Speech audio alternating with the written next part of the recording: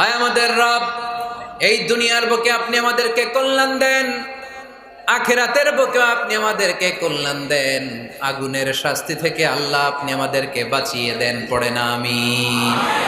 তাহলে আগে দুনিয়া, তবে দুনিয়াকে হৃদয়ে স্থান দেয়া যাবে না। দুনিয়াকে বশ করে হাতে নিব, কিন্তু হৃদয়ে থাকবে আখিরাত। জোরে বলতে হবে ঠিক কিনা? নিজ হাতে উপার্জিত সম্পদের চেয়ে শ্রেষ্ঠ কোনো সম্পদ আর হতে পারে না। আমার দিনমজুর ভাইয়েরা, কুলি মজুর ভাইয়েরা, রিক্সাওয়ালা ভাইয়েরা, ফ্যাক্টরি ওয়ার্কার যারা, আপনারা আল্লাহর কাছে অনেক সম্মানিত। আপনাদের উপার্জন হালাল। আপনাদের এক পা এমনি জান্নাতে ঢুকে আছে। এখন শুধু এক পা ঢুকাইলে চলবে? পা কয়টা? আরেকটা ঢুকানোর দরকার আছে না নাই? আপনাদের উপার্জন হালাল। আপনারা 5 ওয়াক্ত সালাত পড়বেন, মানুষের হক নষ্ট করবেন না, আব্বা আম্মার দোয়া নিবেন, দ্বিতীয় পাটাও